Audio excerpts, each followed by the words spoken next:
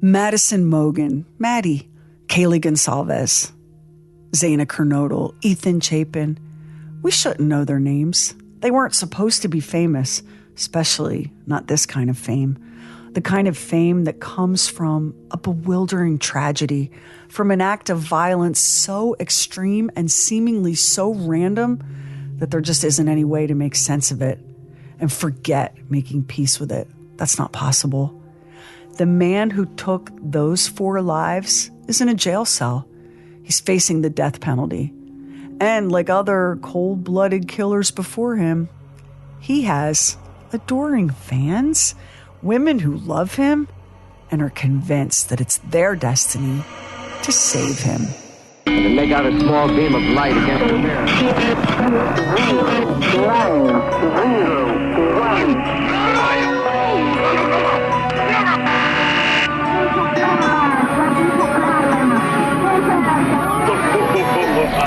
True weird stuff. It's been called one of the best small art towns in America. It's also been called one of the best college towns in America. Walkable, friendly, with an award-winning farmers market and a crime rate 82% lower than the national average. It's the kind of place you might like to live. That kind of place you'd feel good about sending your kid off to for college. It's one of the last places you'd expect to be the site of a grisly, horrifying quadruple homicide. But on the morning of November 13th, 2022, Moscow, Idaho joined the ranks of other idyllic corners of American life where the unspeakable has happened. In the pre-dawn hours on that tragic day, 4 college students were brutally slain inside the home they were renting. The 4 University of Idaho students found dead in an off-campus house last weekend were stabbed to death in their beds, likely while they were sleeping. That's according to the coroner.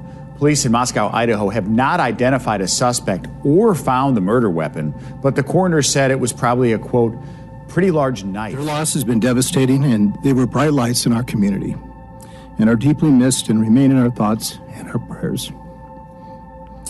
We've been working with Moscow police since we were notified on Sunday of the crime. We've helped when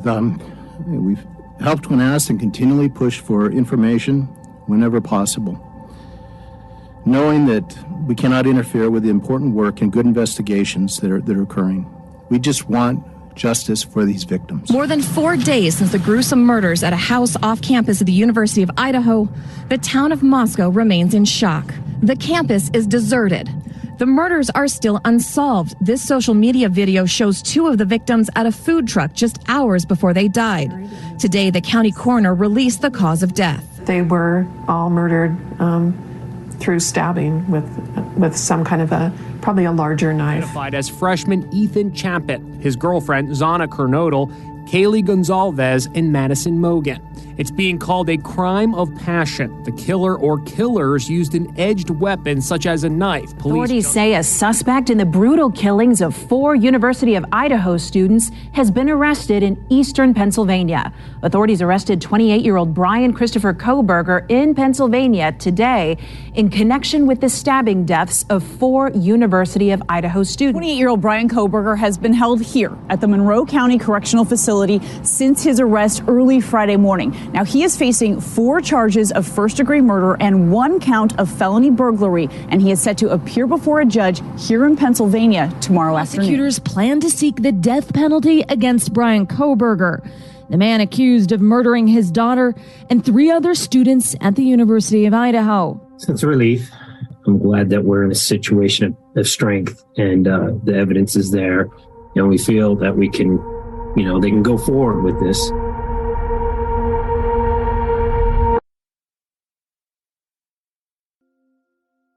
"28-year-old Bryan Kohberger, a former graduate student in criminal justice at Washington State University, is being held without bail at the Lada County Jail in Moscow, Idaho, charged with 4 counts of first-degree murder and 1 count of felony burglary. Kohberger has not yet entered a plea in the case. prosecutors have announced they will seek the death penalty. And as Kohberger sits in his cell awaiting trial, he's at the center of two perplexing and bizarre phenomena. One, the adoration and infatuation of female fans. As crazy as that sounds, right? No matter how groomed the dating scene is, surely we can do a little better on Hinge or Bumble than an accused killer. And two, Kohberger is an incel, as in involuntarily celibate. Let's start with Kohberger's love-struck fans. According to forensic psychologist Dr. Carole Lieberman, the fascination some women have for men who've committed violent and unspeakable acts goes much deeper than physical attraction or misguided sympathy. Lieberman has written numerous articles and books, including the bestseller Bad Boys: Why We Love Them, How to Live with Them, and When to Leave Them. She's often tapped as an expert witness in criminal trials. She also writes a fascinating column for FrontPageDetective.com called Inside the Criminal Mind. It's like an addiction to heartbreak. And it starts, with, as I said, with the father and being heartbroken that you don't feel that your father loves you enough or doesn't find you lovable. And that heartbreak, you get addicted to that and you find a bad boy or two who will repeat. It's Freud's repetition compulsion, meaning that you were wounded by something that happened to you in your childhood, and you keep on being attracted to that same kind of situation to replay it because you're hoping that you can make it come out with a happier ending this time. But of course, unless you've gotten therapy in between, you can't make it come out to a happier ending. It's easy to sit and scroll your phone or watch the news and sit in real judgment of the women who send love letters to people like Bryan Kohberger. It's nothing new. You've seen it over and over again, from Charles Manson to Ted Bundy, Scott Peterson to Stephen Avery, the Menendez brothers, Lyle and Eric, Dylan Roof, Nicholas Cruz, David Berkowitz, Chris Watts, Richard Ramirez. Even Jeffrey Dahmer had his cohort of female fans who somehow managed to overlook not only his cannibalism, but his sexuality. Like, girl, that dog don't hunt. Dr. Soman Das, a forensic psychologist based in London, shares Lieberman's view and says that a history of trauma can be the driver of this most peculiar fixation. He said, "These women have either been physically, sexually, or emotionally abused. They tend to gravitate towards what's familiar instead of what's safe. We see this phenomenon in victims of abuse." And while it may seem to make no sense for a woman who's experienced trauma and abuse to seek out a violent partner, Dr. Das suggests that these kinds of relationships actually feel safe. The object of their affection, however horrific his crimes, is tucked away behind bars. According to Dr. Das, this gives these women control of the relationship, an experience that is both new and empowering. And if we're honest, doesn't the idea of rescuing a lost soul, of being the hero of that story, have an incredibly magnetic pull? For some people, anyway. There is a big pull of the wounded. We see women see bad boys as wounded, these poor little wounded birds. And so we want to, it brings out sort of a maternal or nurturing kind of part of our personality. But yes, there are degrees of that. I've been watching, I've been watching the Netflix of Jeffrey Dahmer. And did you ever see that? Yes. Paul Dahmer. And I think I've seen 4 of the 10 so far. And it is so amazing. They've really done an excellent job. And it is so amazing how, even though before you watch 1 minute of it, the horrible things that he did, right? Killed all these guys and ate some of them. And he was just brutal and horrible and had no remorse. So you know all that. Well, actually, in this, it is a movie. In this dramatization, he did have some remorse. But in any case, when you see the childhood that he had, it's like you can't help in a way be drawn into thinking, well, the poor boy, his mother was crazy and a drug addict, and she left him alone when he was 17 because his parents got divorced and his mother just took off, and his father didn't even know that she had taken off.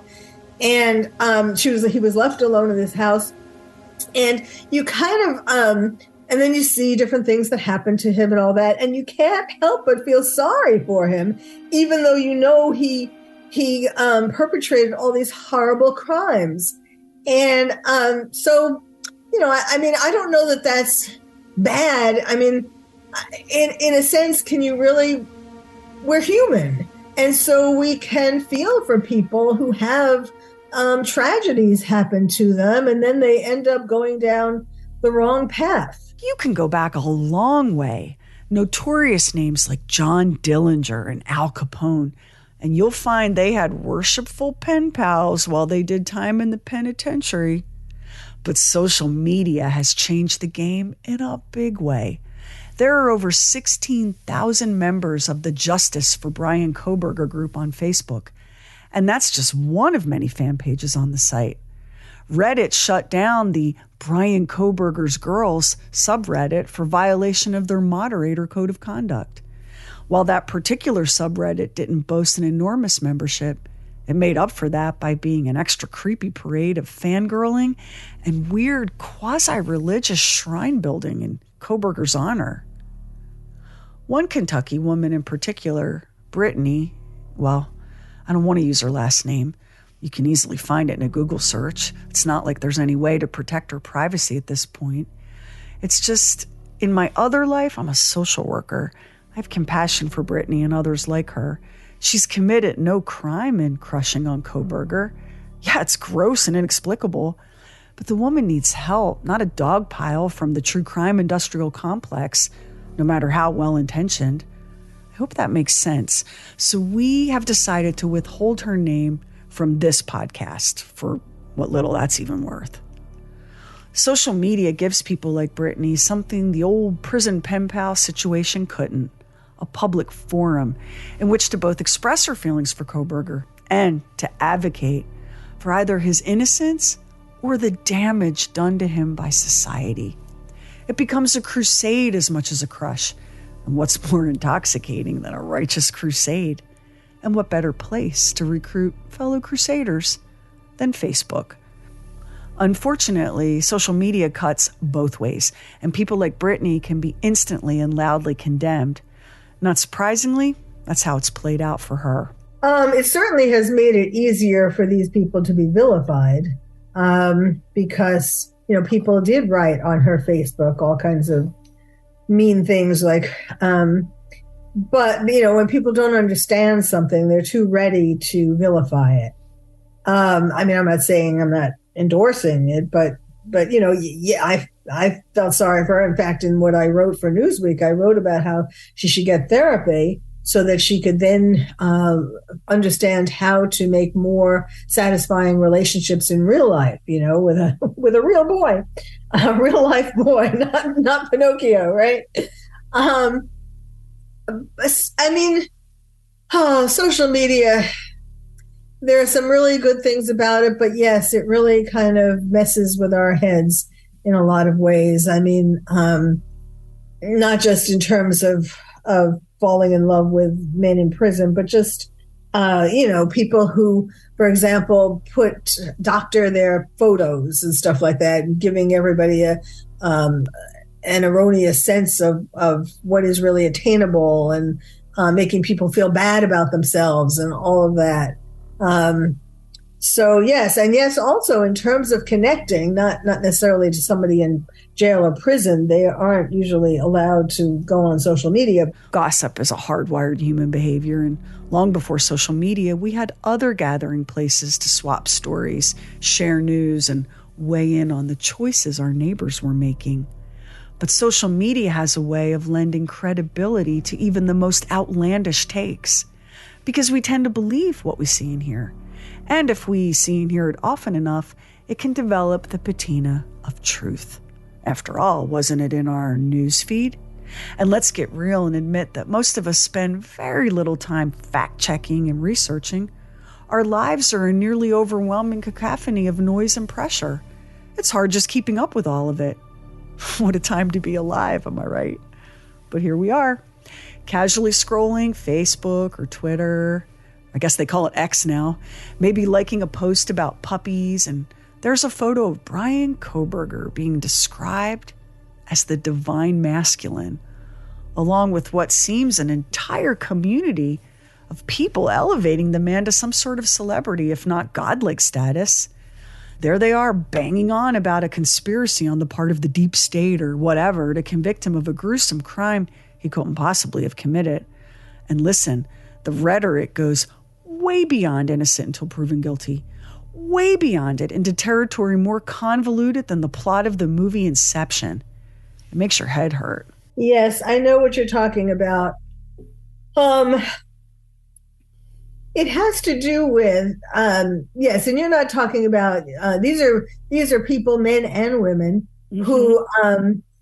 who have elevated him and who want to say that he's not guilty. And poor Bryan Kohberger, he's being railroaded and all of that. And it's not just, or it's not primarily, it's not about women falling in love with him.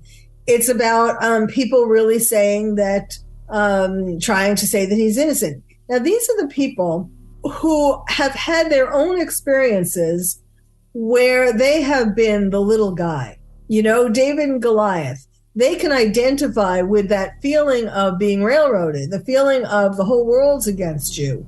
They might have even had friends or family members or themselves gotten in trouble with the law, even if it's just a small jaywalking or something. And they know that feeling of the whole big world is against you and so on. So they're trying to root for the little guy. And but it's blown up, because this case is taking so long. It's understandable and it's reasonable. He's facing the death penalty, so he should have as long as necessary to try to defend himself. But in the meantime, all these groups that you're talking about have been proliferating, and it's really, gotten out of control because there's so much on social media, not just Facebook, but like on Twitter or, where people are posting things that they claim show that he's innocent. This is evidence that he is innocent because such and such, they come up with all these things, which really aren't accurate. But they're spreading this information that isn't accurate to try to defend him. There's something else about Bryan Kohberger, something that feels uniquely of this moment in time, although there's nothing new about the phenomenon of a male unable or unwilling to find a mate. There is a new word for it, though, and a fresh rage that has found what looks like its perfect match in social media. What's so interesting also, I happen to be the first person, I'm so proud of this, because people have been copying me and pretending that they knew it all along. But anyway, at least I have it in print. Going back to good old Newsweek, there was an article in Newsweek where I said this before Bryan Kohberger was even arrested, that he was an incel.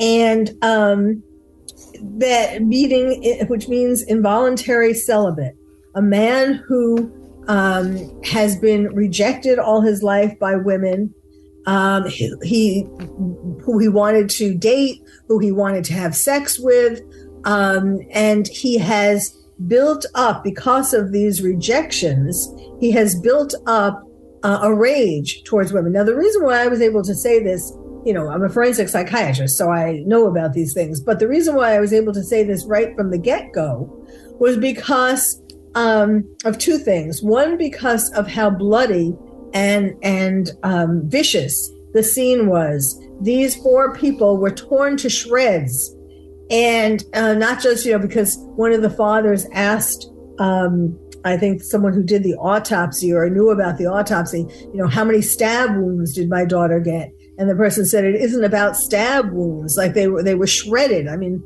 they might have said it a little more delicately, but that was the gist of it. And there were 4 of them, 4 victims. And so anybody who could do that had to have had a lot of rage.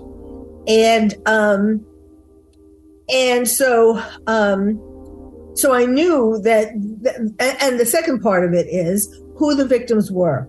They were these 3 beautiful, popular girls, and then the boyfriend of one of the girls. Now, incels have a term for these kinds of girls who are beautiful and smart and popular. These girls were in for sororities and all that. Unattainable. The girls who would never go out with an incel. They call them Stacies. And the guys who are boyfriends of Stacies, they call Chads. So the killer was killing them. And it's so funny because Bryan Kohberger had said to someone after the crimes, he said, I think it was a crime of passion. And he was right. It was a crime of passion. He was passionate about how enraged he was that these girls, we don't know for sure that he ever spoke to them. We know he followed them, at least some of them. But the passion was, how angry, how enraged he was towards them for he knew that they wouldn't have given him the time of day. So it's kind of ironic that now that he allegedly did this crime, he is getting these love letters and so on. And plus, now the girl who rejected him in middle school was this girl named Kim, who looked like Barbie, blonde and attractive and so on, and who looks like Kaylee and Maddie. And I don't think it's a coincidence that he killed somebody who looked like the first girlfriend or the first girl who rejected him. And he was rejected all through high school. He was rejected at this bar as an adult, more recently at this bar that he used to go to in Pennsylvania and so on. So he has a lot of fuel for his rage. And it's just kind of ironic that only now, after he allegedly did this, he's getting other women to who he would have wanted to go out with in real life, they probably wouldn't have given him the time of day in real life. The incel. Good grief. Involuntarily celibate. As though getting laid is some sort of birthright. Excuse me if I find the whole thing exhausting and terrifying in equal measure. We have another mass killer, Elliot Rogers, to thank for mainstreaming the term. Rogers killed 6 people and injured dozens more in a spree attack in Isla Vista, California in 2014. Rogers took his own life after committing the crimes. Police found him inside his vehicle dead of a self-inflicted gunshot to the head. But Rogers left behind 2 artifacts: a 107,000-word written manifesto and a video he'd posted to YouTube. In that video, Rogers stated, "For the last 8 years of my life, ever since I hit puberty, I've been forced to endure an existence of loneliness, rejection, and unfulfilled desires, all because girls have never been attracted to me. Girls gave their affection and sex and love to other men, but never to me. I'm 22 years old and I'm still a virgin. I've never even kissed a girl. I've been through college for 2.5 years. More than that, actually. And I'm still a virgin. It's been very torturous. College is a time when everyone experiences those things, such as sex and fun and pleasure. Within those years, I've had to rot in loneliness. It's not fair. You girls have never been attracted to me. I don't know why you girls aren't attracted to me, but I will punish you all for it. It's an injustice, a crime, because I don't know what you don't see in me. I'm the perfect guy, and yet you throw yourselves at these obnoxious men instead of me, the supreme gentleman. Hey, before you think, well, he was just crazy, the law enforcement community, both here in the U.S. and around the world, saw a far more troubling pattern at work than just the maladjustment of one individual. In February 2020, the International Center for Counterterrorism at The Hague called Rogers' crimes an act of misogynistic terrorism. It was labeled misogynistic extremism by the U.S. Secret Service. Anyone spending any time on some of the social media sites, though, might just call it Tuesday. That's how rampant and common the rhetoric and hateful ideology of the incel has become on social media. So what is it about this current moment that has proved to be such fertile ground for an ideology like this to take root? An ideology that has all the same markers as any extremist movement: in-groups and out-groups, crisis and solution strategies. Why are we here? Why now? Well, for one thing, social media, there are these chat groups on social media for these men to air their grievances, during which they egg each other on. They side with each other, and they talk about all these horrible things that they would like to do to these women who rejected them. And the others in this chat group go along and say, yeah, you should do that. And I would do that. I would do that if someone did that to me, that kind of thing. I just wrote a column on, saying it was twin incels, Bryan Kohberger and the Unabomber. The Unabomber was an incel. I mean, we didn't have that term, or the term wasn't popular in any case at the time of the Unabomber. So he wasn't, called that in popular media. But really, looking at his history, he didn't have a girlfriend. He didn't have sex with any women. There was one woman who he went on a few dates with, who kissed him, and then she rejected him too. She said she didn't want to go out with him anymore. It might surprise you to hear Dr. Lieberman describe Ted Kaczynski, the Unabomber, as an incel, but all of the signs were right there in plain sight. No relationship history with women, no sexual history. We just didn't have the word incel in April 1996, when Kaczynski was arrested by the FBI. It took Elliot Rodgers to make the term commonplace. Elliot Rodger has become like a particularly famous incel. And, he's like, they look up to, like on chat rooms, other incels look up to him. And, these people, these men, there is something sort of awkward about them, all of them. And which is why the women start to reject them. It's not just that they aren't like, they don't look like Brad Pitt, it's that, not all of them are ugly. Certainly Elliot Rodger wasn't ugly. But there's some awkwardness that turns women off. And the thing is that once they start getting rejected by women, they project this awkwardness, this shyness, this feeling like, no, you're right, I'm not good enough, feeling out to women, because they expect to be rejected again. So it becomes a self-fulfilling prophecy. And, Bryan Kohberger,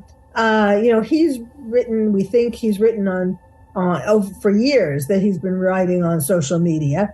And there was something more recently, around the time or within the year, let's say, of this, of the Idaho 4 killing, he wrote on a social media forum, a regular social, not an incel one that we know of yet, but on a regular social media forum, he called himself Papa Rogers.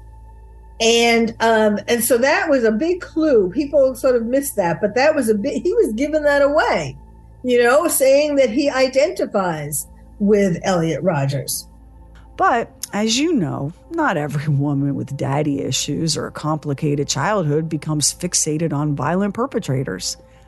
Not every man who experiences rejection early in his dating career becomes an incel. Clearly, there are multiple other factors at play, right? And in the case of accused killer Bryan Kohberger, there are still unknowns, some of which will probably come out during his trial, especially anything that the defense could argue as a mitigating factor. What kind of childhood he had in terms of what his mother was like to him, what his father was like to him, what his sisters were like to him. I'm waiting for that. I can't wait to sort of dissect that. But clearly there were problems in that home.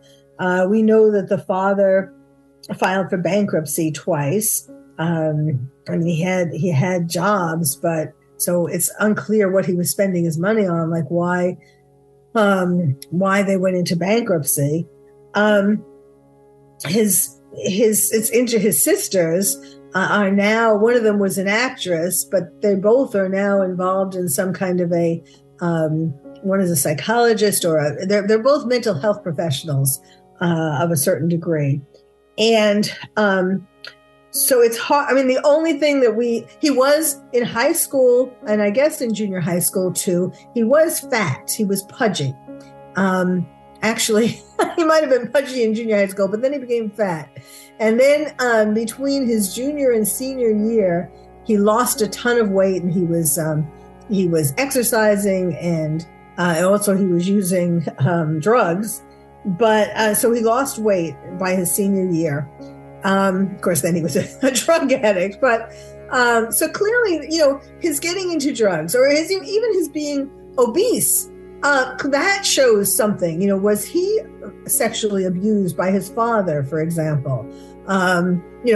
Kids who are sexually abused do often become overweight.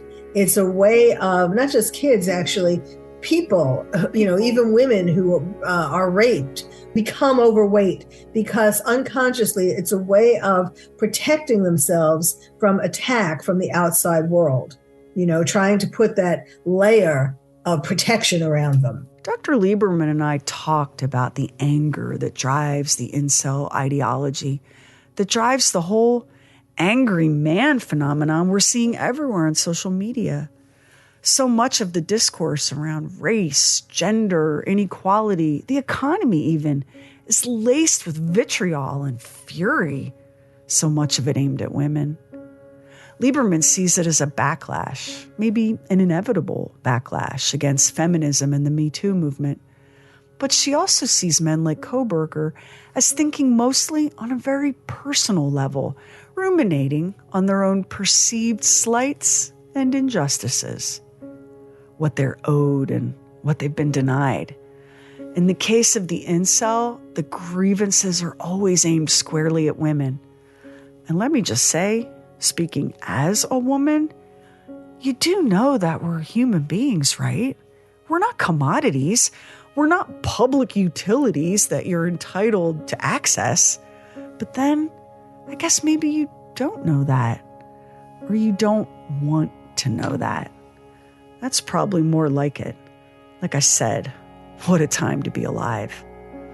Anyway, believe it or not, the whole incel ideology is soaked through and through with nostalgia. Incels at their core pine for some idyllic former time when men were men and women had few options beyond marrying young and remaining in those marriages no matter what. In that bygone fantasy world, all men were entitled to sex. Women couldn't refuse, and looks and status were options, not necessities, in the game of landing a mate. I don't know that the men who are incels are thinking really on a societal scale. They're just thinking they want to get laid, certainly they're affected by, they're affected by how women have changed and how perhaps women wouldn't have been as cruel to them, rejected them as cruelly as they do today. But, I don't think that they're looking at it necessarily as where it comes from, as the cultural changes. But yes, all of these cultural changes do play a part. Now, getting back to the women who idealize these broken boys, these misunderstood men, you might be tempted to think, well, we're all so disconnected now, addicted to screens, choosing to scroll our phones at home rather than getting out there in the world and meeting people face to face. No wonder lonely, vulnerable women like Brittany are drawn to guys like Kohberger. But no. Human beings have always wrestled with loneliness and alienation, though it's fair to say that COVID served all of us up a supersized dose of both. Now throw in social media, a site like Instagram where you can lose hours scrolling through images of the carefully curated lives of strangers. And Kohberger spent a lot of time on Instagram.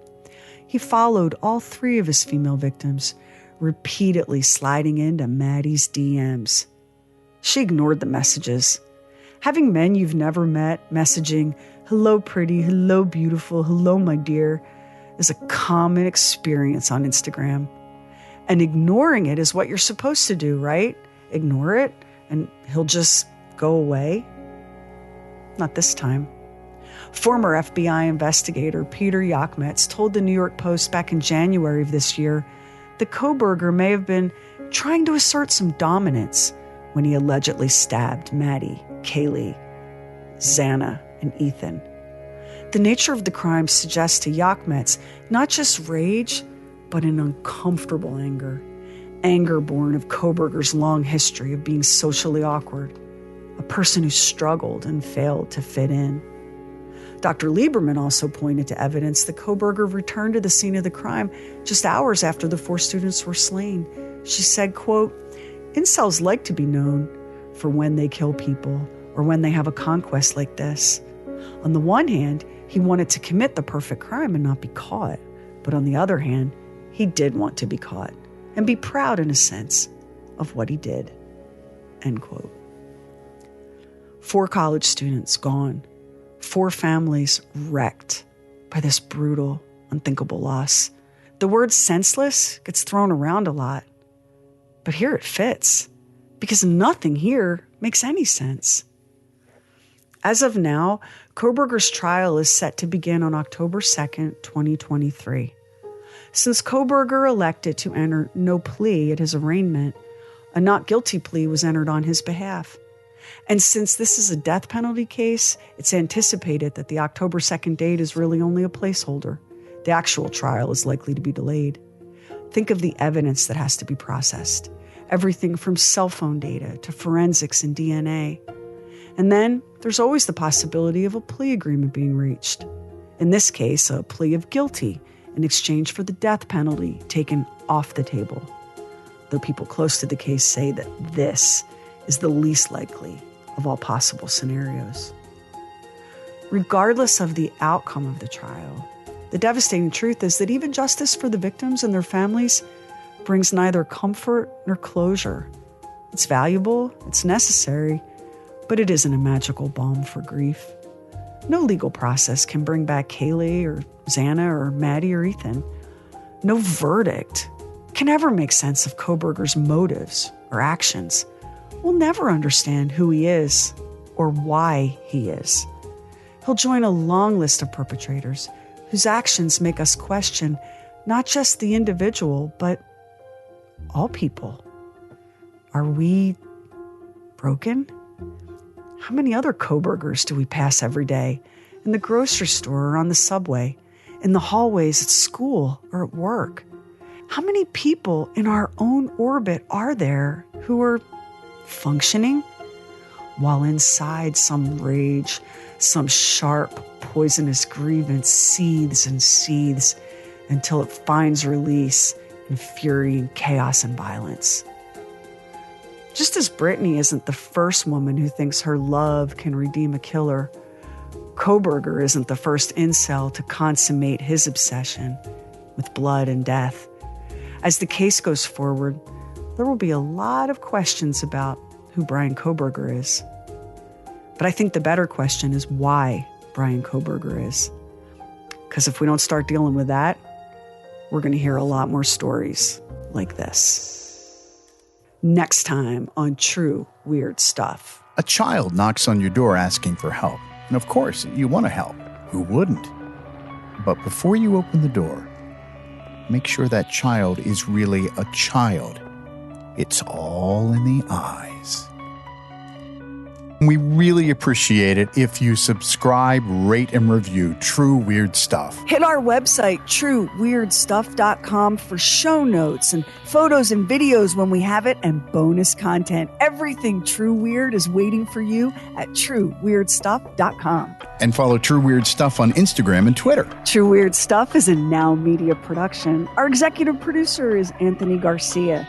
The show is written and hosted by me, Sherry Lynch, along with my deeply weird director, Max Sweeten. Our equally odd producer is Carrie Bowser. Additional production by the mysterious Stephen Call. Our digital witch and social media cult leader is Heather Furr. Original graphics by Kevin Nash. Original artworks by Olivia Axlin. True Weird original music composed and performed by Jack Griffin and Zane Nash. Copyright 2023 Now Media. All rights reserved. All wrongs remembered.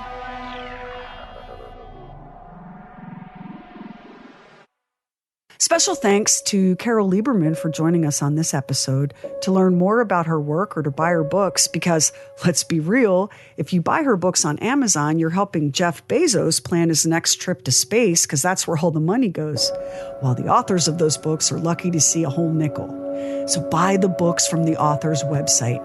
Lieberman's website is www.drcarole.com. That's DRCAROLE.com.